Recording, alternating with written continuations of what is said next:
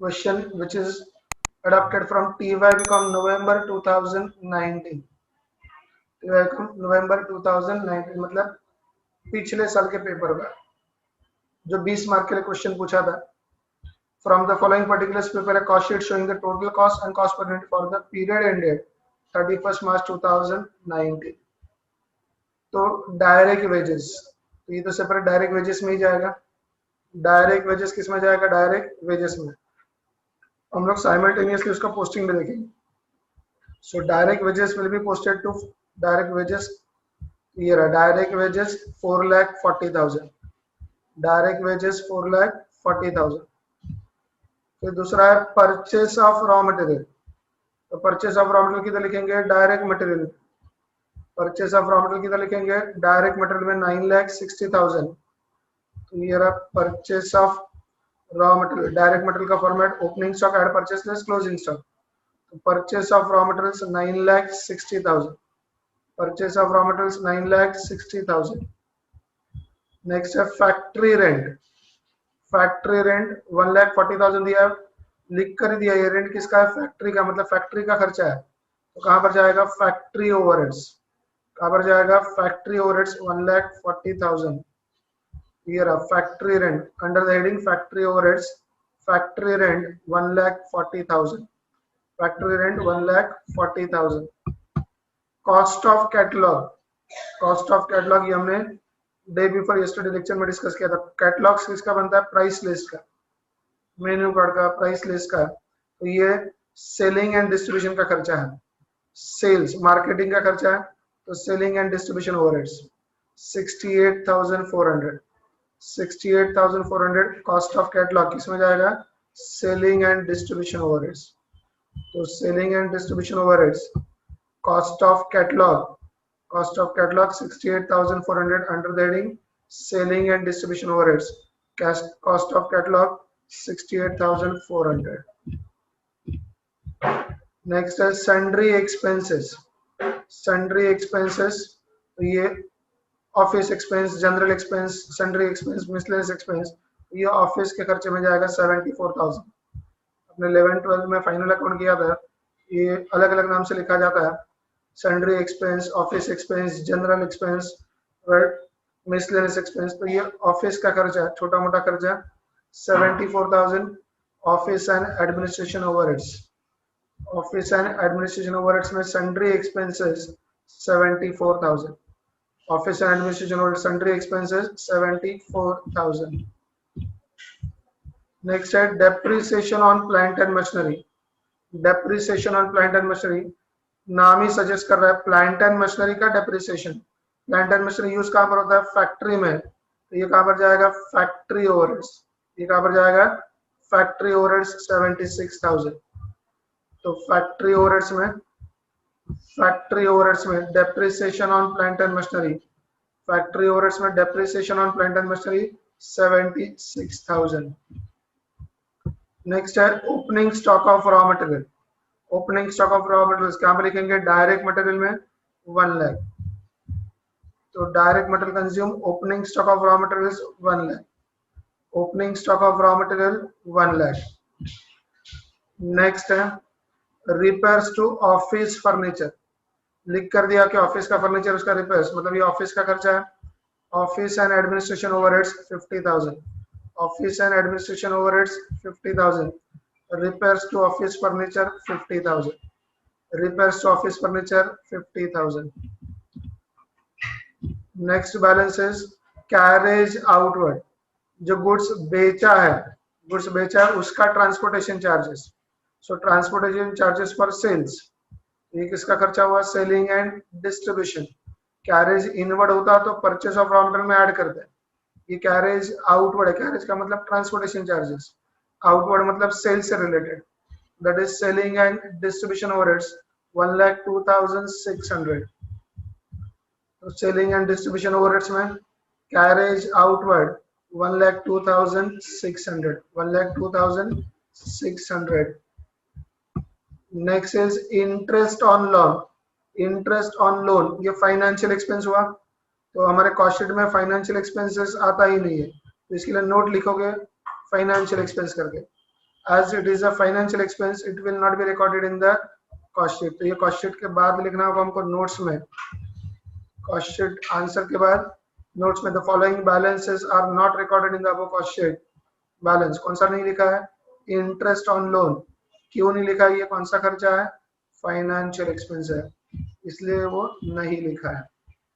Closing stock of raw material, closing stock of raw material direct material में, closing stock of raw material direct material में less closing stock of raw material 60,000, closing stock of raw material 60,000, 1 lakh plus 9 lakh 60, 10 lakh 60 minus 60,000 outer column में 10 lakh, outer column में 10 lakh.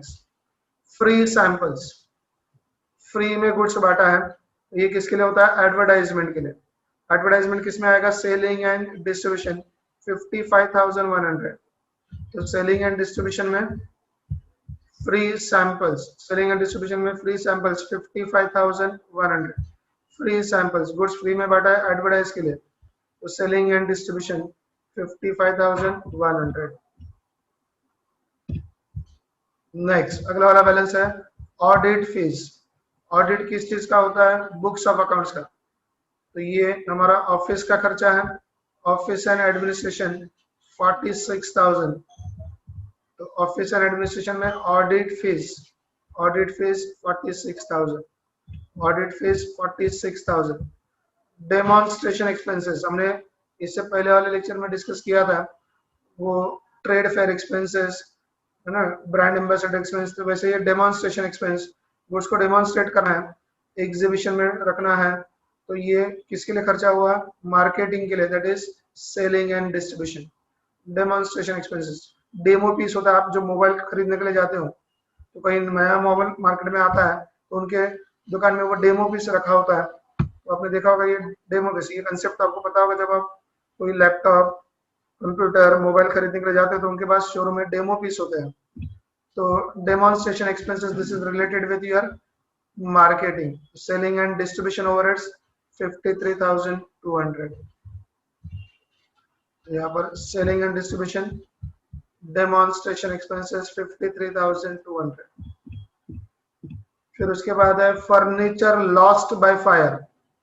Furniture loss by fire ये non operating expense है, तो ये record नहीं करेंगे। Furniture lost by fire, तो ये नॉन ऑपरेटिंग एक्सपेंसेस रिकॉर्ड नहीं करेंगे। तो रिकॉर्ड नहीं कर रहे हैं इसलिए इसका रीजन लिखना होगा, loss of furniture by fire.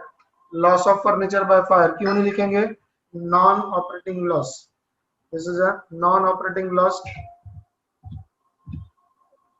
Next is indirect material. Direct material हम लोग प्राइम कॉस्ट में लिखते हैं, इनडायरेक्ट मटेरियल और इनडायरेक्ट वेजेस कहाँ पे लिखते हैं? Factory overheads. सो इनडायरेक्ट मटेरियल मतलब कुछ कंज्यूमेबल स्टोर स्पेयर्स वगैरह कुछ यूज किया है, ये कहाँ पर यूज होगा? फैक्ट्री में। Indirect material factory overheads 1,04,000।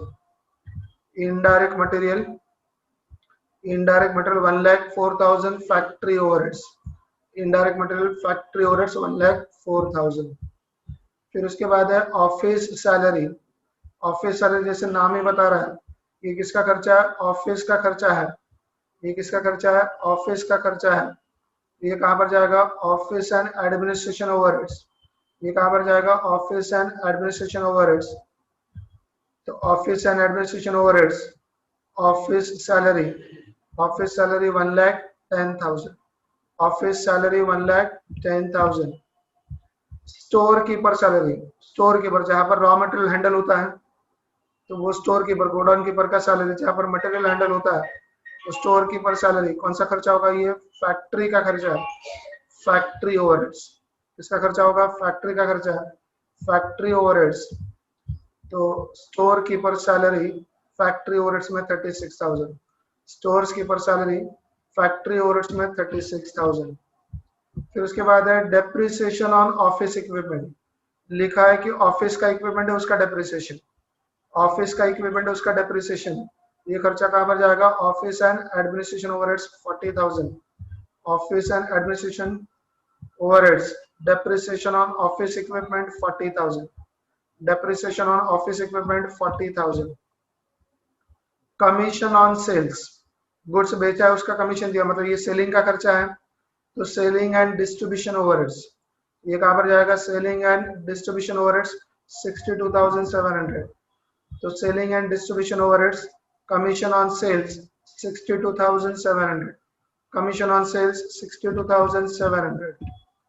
Next है डायरेक्ट एक्सपेंसेस, ये तो सेपरेट हेड ही होता है प्राइम कॉस्ट में। Direct expenses 3,60,000, direct expenses 3,60,000, direct expenses 3,60,000।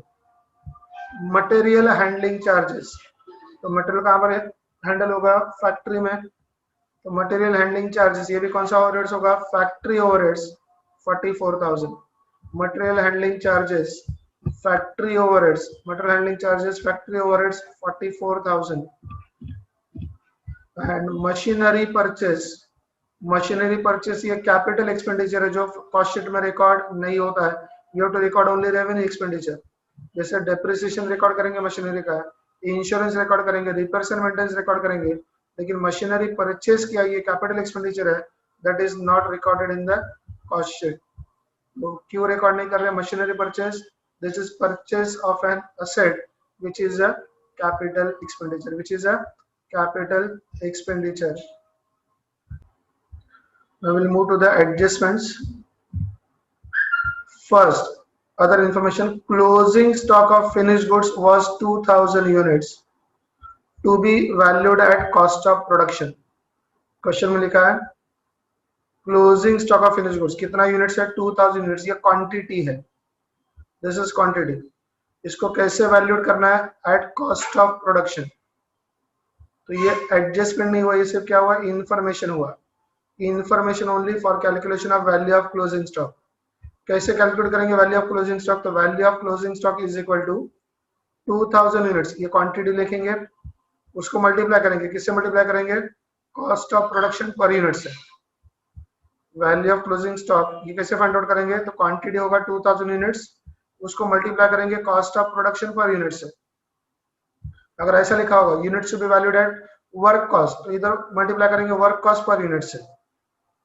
Is to be valued at prime cost, तो मल्टीप्लाई करेंगे प्राइम कॉस्ट पर यूनिट से। लेकिन ऐसा नॉर्मली नहीं होगा, normally you will get as per cost of production, और कुछ भी नहीं होगा, if nothing is mention you have to value the closing stock as per cost of production, at cost of production only. तो ये पहला एडजस्टमेंट नहीं है, this is only information how to calculate the value of closing stock.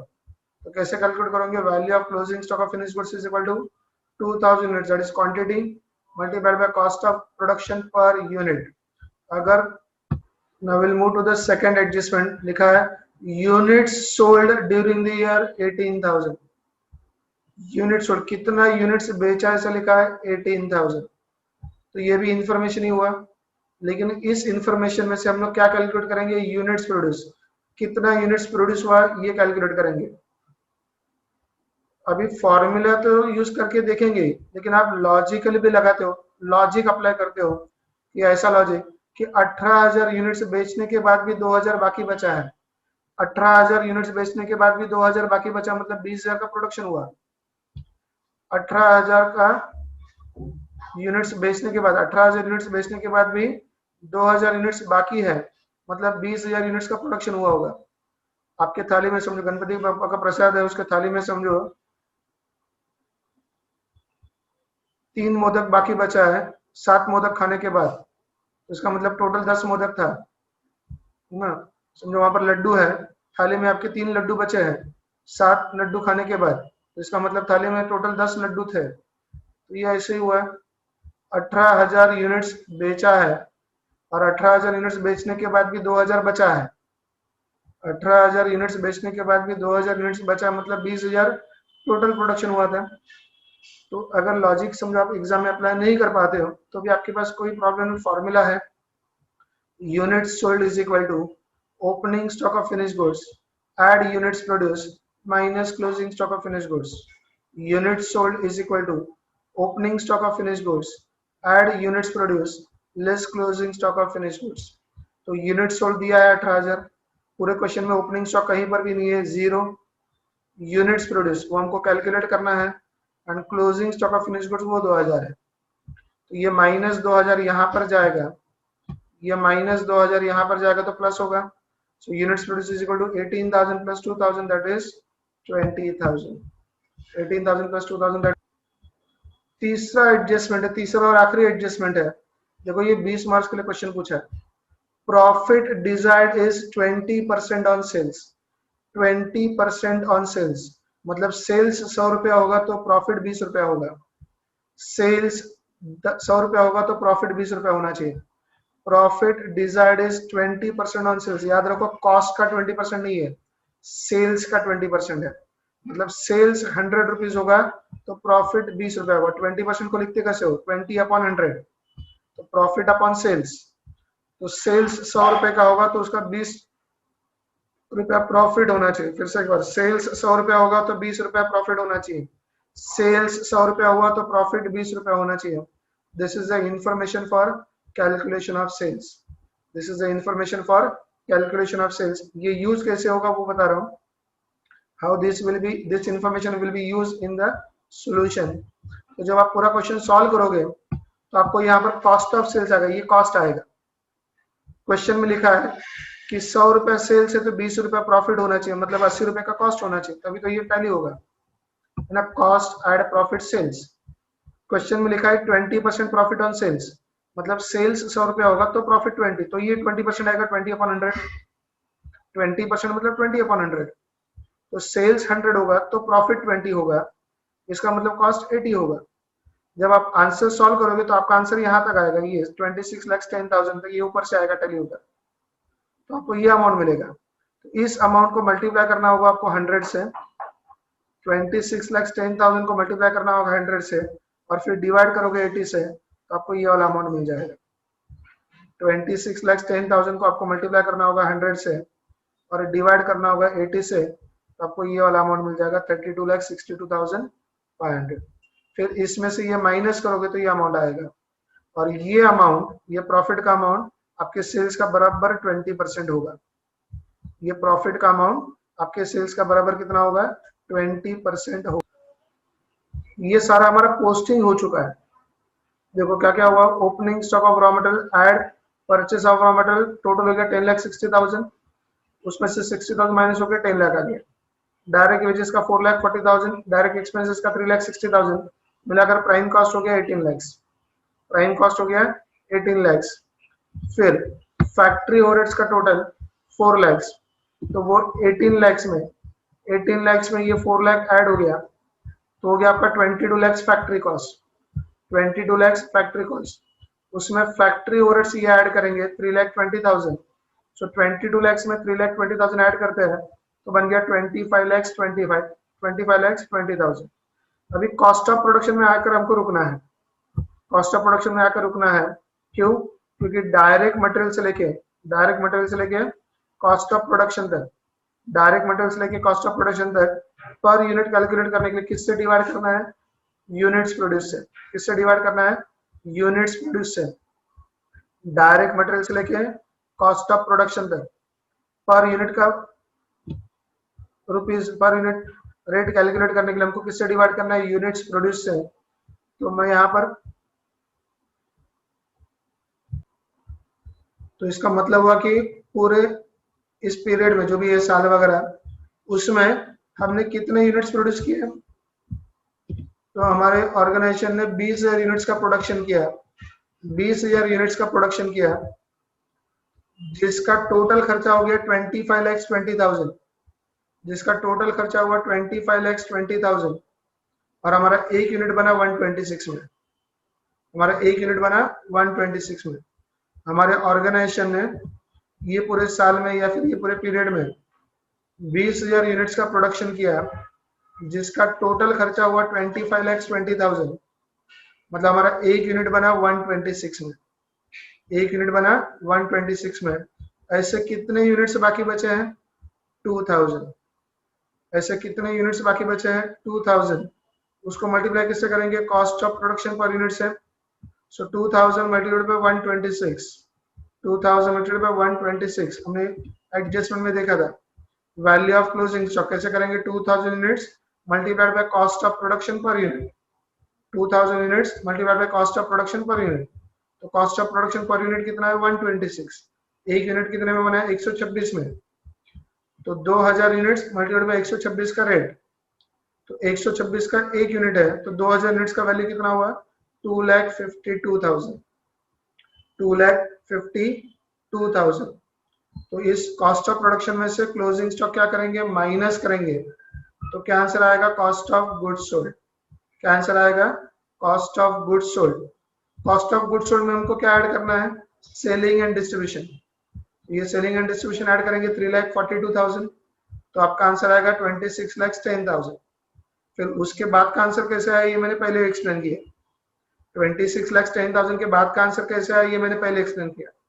अब ये per unit calculate करना है। तो पर यूनिट कैलकुलेट करने के लिए हमने क्या देखा था कि कॉस्ट ऑफ गुड्स सोल्ड से लेके सेल्स तक, कॉस्ट ऑफ गुड्स सोल्ड से लेके सेल्स तक किससे डिवाइड करना है? यूनिट्स सोल्ड से। किससे डिवाइड करना है? यूनिट्स सोल्ड से डिवाइड करना है। तो यहाँ पर यूनिट्स सोल्ड कितना है? 18,000। तो यूज करो calculator. 22,68,000 divide by 18,000, 22,68,000 divide by 18,000, तो आपका आंसर आएगा 126।